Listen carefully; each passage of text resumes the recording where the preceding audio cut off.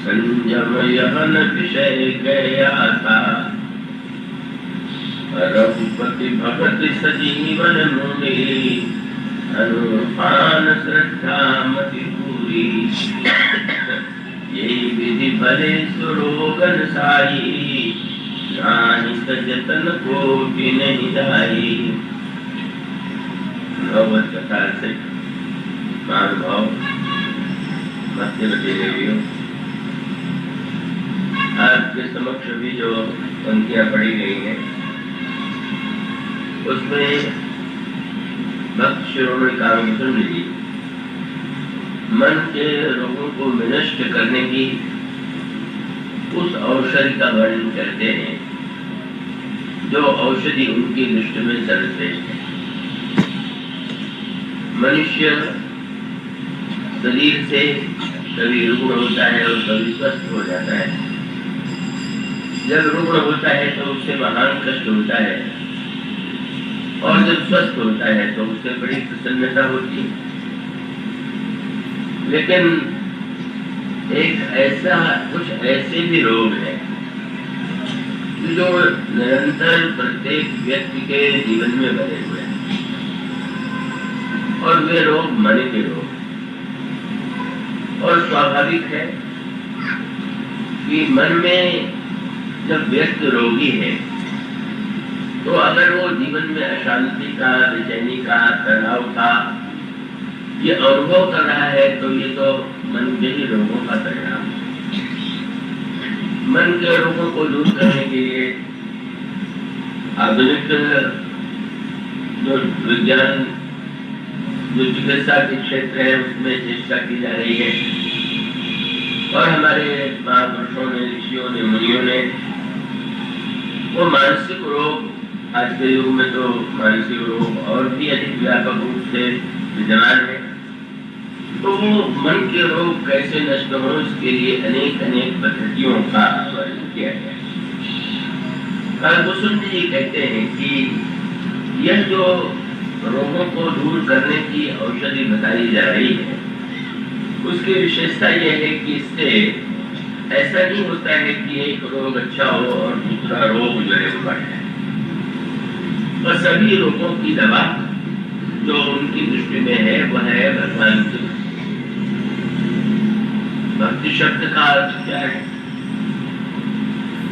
तो भक्ति शब्द बहुत सरल है। कई बार कई लोग भगत के रूप में प्रसिद्ध होते हैं कि बड़े भक्त हैं। कई बार हम और आप किसी को भक्त जी करके भी पुकारते हैं।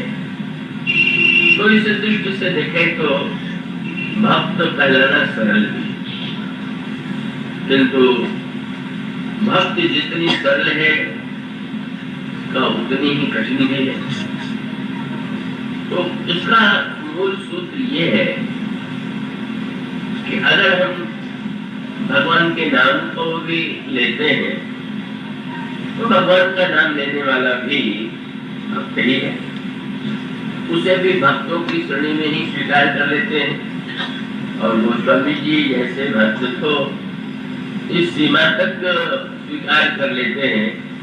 गोस्वामी जी ने एक दोहे में लिखा कि तुलसी जाके मुखन दे धोख्यम निकसत राम, ताके पग की पानही मोरे तन को चाम।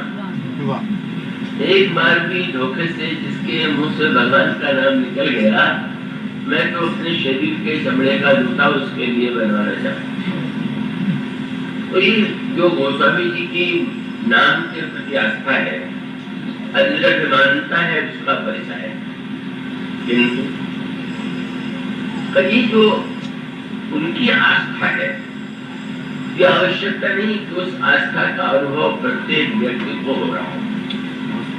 प्रत्येक व्यक्ति यदि उसका अनुभव नहीं कर रहा है, नाम की महिमा का बड़ा वर्णन किया गया, भगवान नाम के जप का बड़ा महत्व बताया गया, किंतु उसका अनुभव समान रूप से प्रत्येक व्यक्ति को नहीं हो रहा है।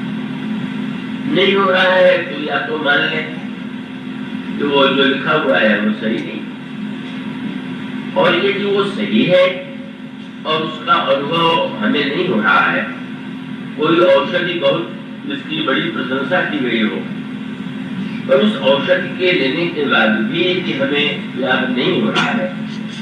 एक व्यक्ति कहता है कि इस औषधि से इस दवा से मुझे बड़ा लाभ हुआ, पर दूसरे व्यक्ति को वैसा लाभ नहीं होता है, या किसी को लाभ होता ही नहीं, तो फिर स्वाभाविक रूप से उसके मन में संशय उत्पन्न होता है, उसके मन में विभ्रम उत्पन्न होता है।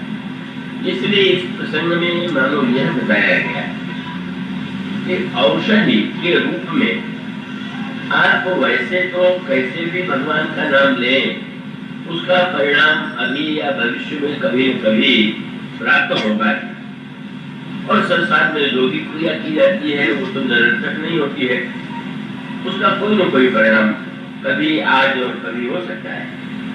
लेकिन उसकी जो एक पद्धति है, और उस पद्धति का ही वर्णन इस प्रसंग में किया गया।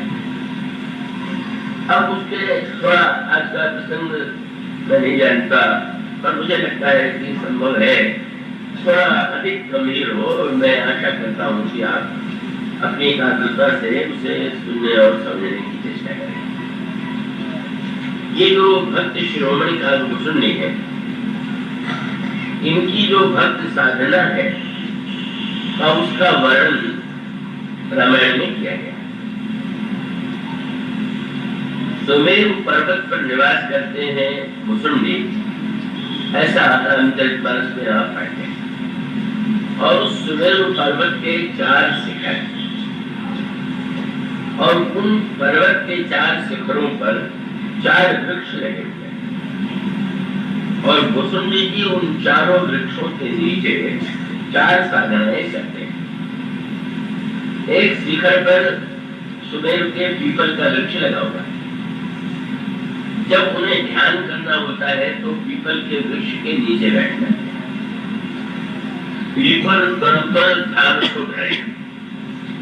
दूसरे शिखर पर एक पातरी का वृक्ष है, अगर उसे परिचित होंगे, और जब उन्हें जप करना होता है तो पातर के वृक्ष के नीचे बैठ जाते हैं और जाप यज्ञ पाकर कर गए। और जब उन्हें मानसिक पूजा करनी होती है तो आम छान कर मानस पूजा, आम के वृक्ष नीचे बैठ करके वो मानसिक पूजा करते हैं, पीपल के नीचे ध्यान करते हैं, पातरी के नीचे वो जप करते हैं, और जो वहां पर वट का वृक्ष है तो उसके नीचे बैठ करके वो भगवान की कथा कहते हैं। वटकर का हरि कथा प्रसंगा और आवनी सुनन अनेक विहंगा। तो ये जो 4 वृक्ष हैं चारों शिखरों पर, और जिन साधनाओं का वर्णन किया गया तो वो भक्त साधना का एक दिव्य रूप